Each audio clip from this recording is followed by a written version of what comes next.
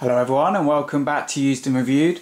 Following on from my unboxing video of the Hitachi Touro mobile hard drive, I'm going to be doing a full review in this video and also some speed tests. Now if you haven't already seen the unboxing video, I'll put the links in the description. Go ahead and have a look and you'll see what's in the box.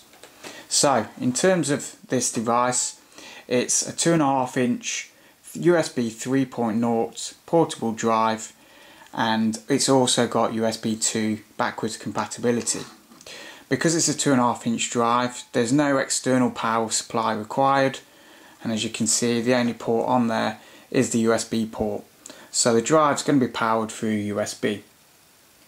In terms of the design, you've got a textured top, I don't know if you can see that in the video, a textured top and bottom. And along the sides the rim's got a sort of a matte black finish, a very smooth finish around the rim. It's very small in terms of dimensions. It's 126mm in length, 80mm across, and it's a staggering 15mm thin. So very small and very portable. In terms of the weight, I think it weighs in at around 155 grams, so again it's very light and takes portability to the extreme really. So just to give you an idea of the size, I've got my Galaxy S3 here, and as you can see it's actually a touch smaller in height than the S3. Clearly it's not as thin, and it's obviously wider, but in terms of height the device is actually smaller, and it just shows you that as a hard drive you could actually put this in your pocket and go about taking your storage with you as you go. In terms of price, you're looking at around the $90 to $100 mark in the US and around £70 to £80 in the UK. I managed to pick this one up for £70 in the UK. It's a 1TB drive. There are 500GB and 750GB options as well, but I think the 1TB is the best value for money.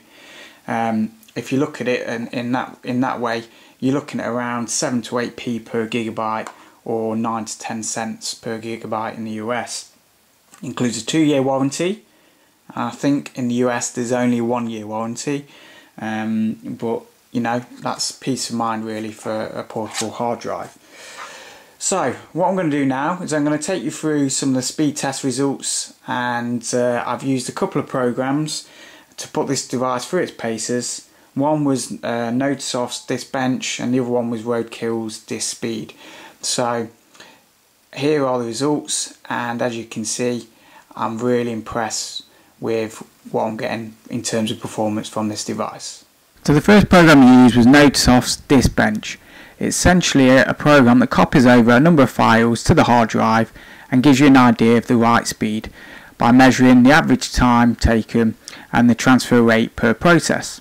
So we did 3 different tests. The first was essentially a test of 100 MB of small files, which were mainly MP3s, songs, etc. So there were 10 files in total as part of that test. The test was carried out over both USB 2 and USB 3 ports, and also on an older Western Digital MyBook Essential drive to give a decent comparison. The same test was done 3 times to then give an overall average.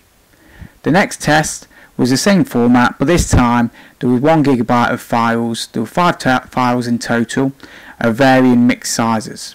And then the final test was in the same format, but this time it was a single large 1.1 GB file of a HD video recording. So in terms of results, this table can summarise what we found, and as you can see there's some really impressive results.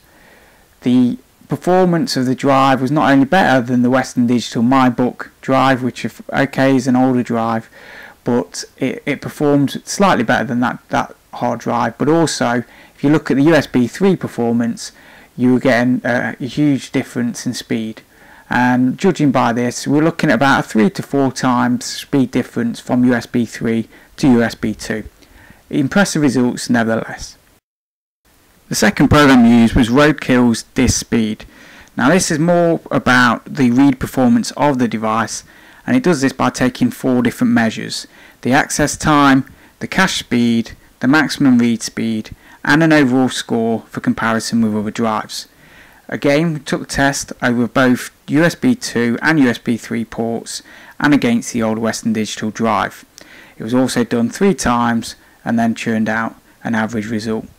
So as you can see from the results page, again some really impressive performances on the drive itself.